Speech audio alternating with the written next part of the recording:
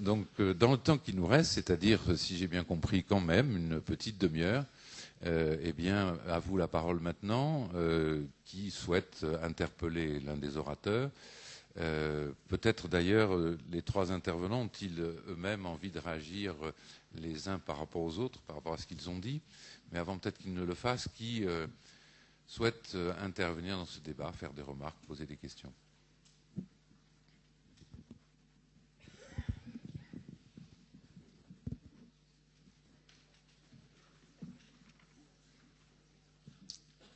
Merci. Bien sûr.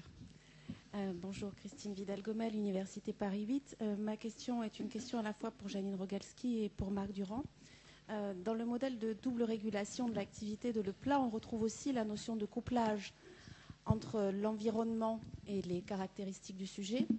Il me semble qu'il y a un point convergent de ce point de vue-là. Peut-être qu'il y a aussi une divergence, c'est qu'il ne me semble pas que dans le modèle de Leplat, ce soit le sujet qui soit aussi dominant. Peut-être parce qu'il y a la prise en compte de l'organisation du travail aussi derrière, et qu'il y a un double rapport entre les deux, c'est-à-dire que le sujet est dans une organisation du travail qui lui amène un certain nombre de contraintes, mais qu'à la fois, comme le souligne bien Gilbert de Tersac, il y a un travail d'organisation.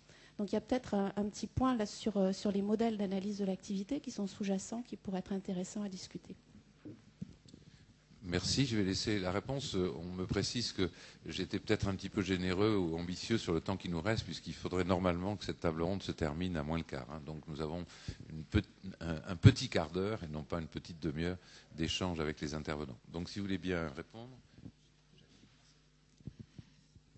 Oui, je pense que dans le modèle de Leplat, il y a l'idée qu'il y a une symétrie a priori qui est liée à un point de vue extérieur d'un observateur, analyste, qui est extérieur à l'activité.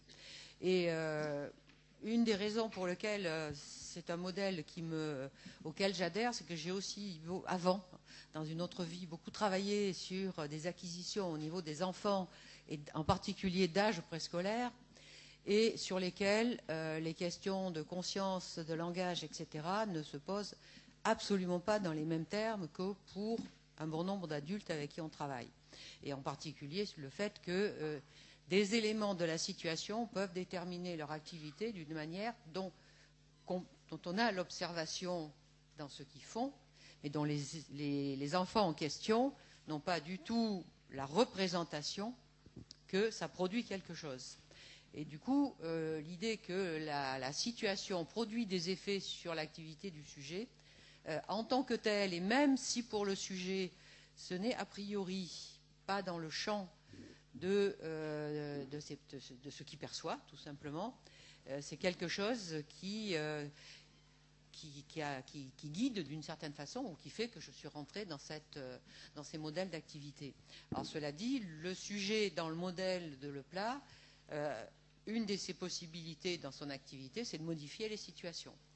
Alors cela dit, si on veut regarder ça, il faut aller voir côté sociologue du travail et les problèmes normes, renormalisation, les notions qui me va bien pour des mêmes raisons de la régulation conjointe sur lequel a travaillé en particulier de Tersac, avec qui on a plus interagi parce qu'il a une formation commune.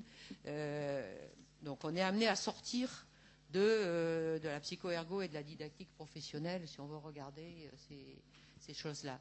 Mais donc voilà une raison pour la symétrie dans l'approche situation-sujet.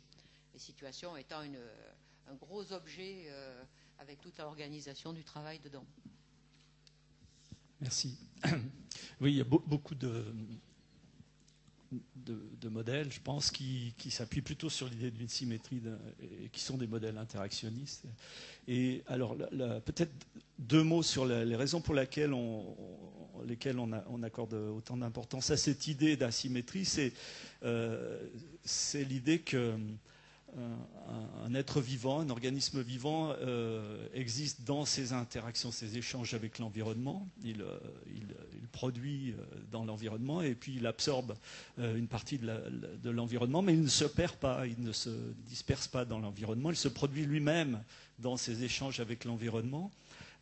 Et ce faisant, il définit son monde et il se définit lui-même. Donc c'est vraiment l'idée d'essayer d'exploiter à un niveau psychologique ou psychosociologique des postulats qui viennent plutôt de la biologie.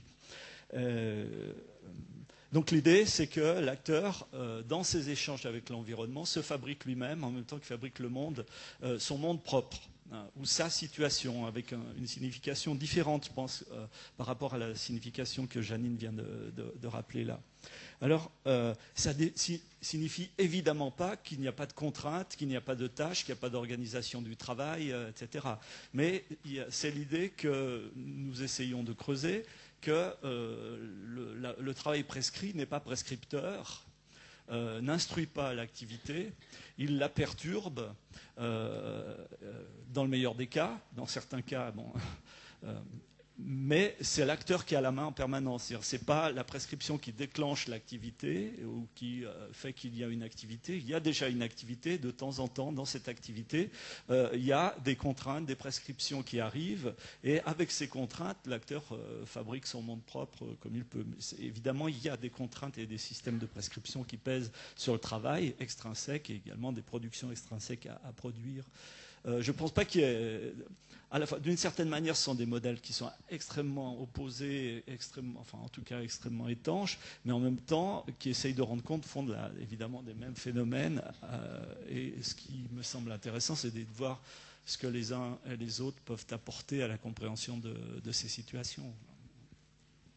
Et dernier petit point, je ne dirais pas qu'il y a d'abord le sujet et puis ensuite l'activité, même au contraire. Je pense que dans les modèles qu'on essaye de mettre de construire, enfin de faire travailler, le sujet, ça va être perçu de manière épouvantable, à une position extrêmement modeste. Hein. Il apparaît simplement d'une certaine manière comme le produit de l'activité, ou comme de l'activité sédimentée par l'expérience, par exemple. Et donc on ne pose pas un sujet face à un monde, mais on pose un principe de couplage qui produit des micro-mondes et des micro-sujets. Merci beaucoup de ces réponses. Y a-t-il encore des questions, des remarques? Oui. Oui, ça marche. Le micro marche? C'est bon.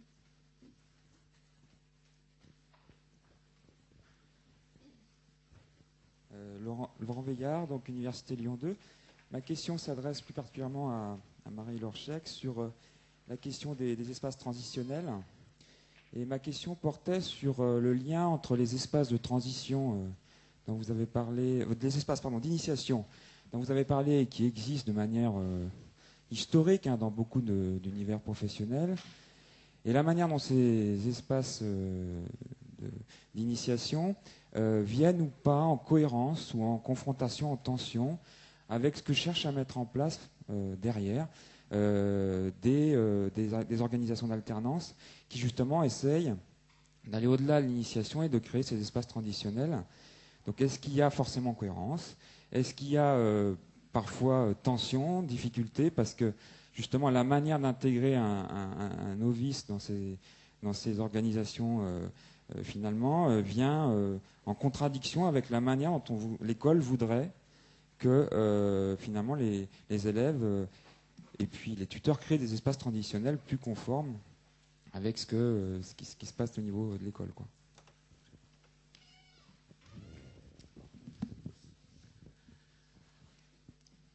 Mais justement, vous parlez du point de vue de l'école. Moi, je voudrais vous donner un peu la réponse à la question tout à l'heure, qui fait la théorie et qui fait la pratique. Alors, c'était il y a longtemps, mais j'ai eu quand même des réponses de ce type, et je crois qu'il en existe encore comme ça. Du côté des enseignants, nous, on fait la théorie. Ah bon, et qui fait la pratique? On fait la pratique aussi. Et pourquoi? Parce que les agriculteurs n'ont pas de théorie. Bon. Vous voyez que, quand je vous ai dit tout à l'heure que du côté des agriculteurs, on m'avait répondu, on n'a pas la théorie, mais on a l'habitude. Tout ce qui est contenu de parcours d'initiation dans la notion d'habitude est en fait ce qui constitue la référence. Alors, on pourra peut-être pas dire théorique, mais quand même, c'est une conceptualisation aussi qui n'est pas forcément tout le temps explicitée, qui est incorporée, mais qui fait partie de la culture professionnelle agricole.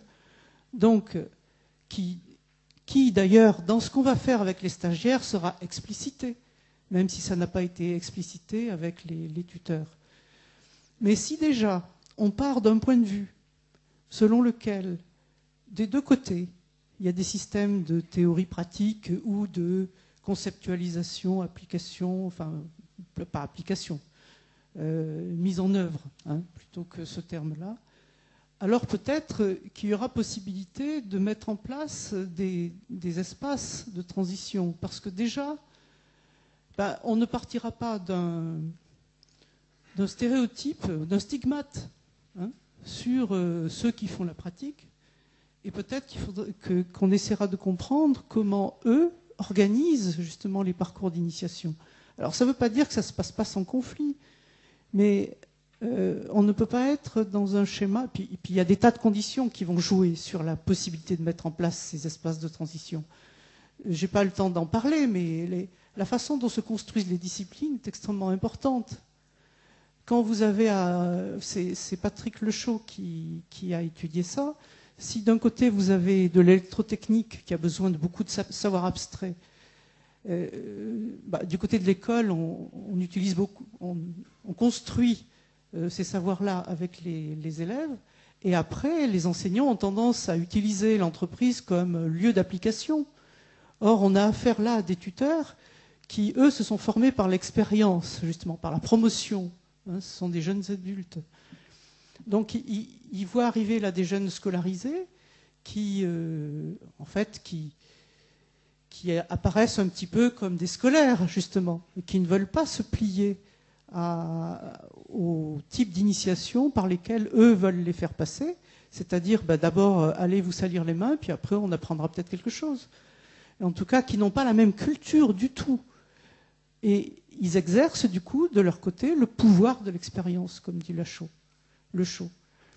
Bon, ce qui veut dire que là, on a aussi des formes de résistance, peut-être de part et d'autre, d'incompréhension, comment les lever pour arriver à mettre en place ces fameux espaces de transition. Je crois que ce n'est pas un travail facile, mais c'est pour vous dire que de part et d'autre, les acteurs sont pris dans leurs conditions sociales, dont parlait Verne aussi, les enseignants construisant plutôt leur professionnalisation autour de références à des disciplines scientifiques et techniques, et les tuteurs plutôt autour de l'élaboration de leur expérience professionnelle. Merci de cette réponse. Nous avons presque atteint l'heure. S'il y a une question très brève qui appelant une réponse tout aussi brève, on peut peut-être encore la poser. Oui, madame.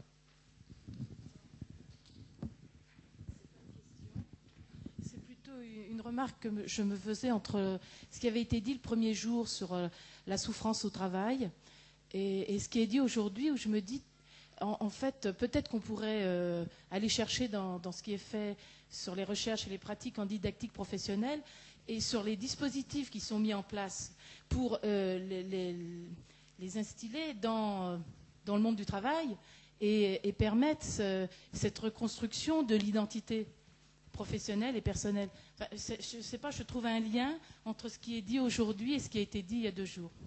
Et je trouve ça vraiment intéressant comme perspective. Effectivement, ça va tout à fait dans le sens de ce que moi-même j'ai essayé de dire tout à l'heure avec des mots maladroits, c'est-à-dire qu'il y a beaucoup de choses qui se réfléchissent et se travaillent dans le champ de la didactique professionnelle, dont les destinataires dans les entreprises ne sont pas simplement les gens qui s'occupent de formation, mais des gens qui sont au cœur des questions de management et d'organisation du travail.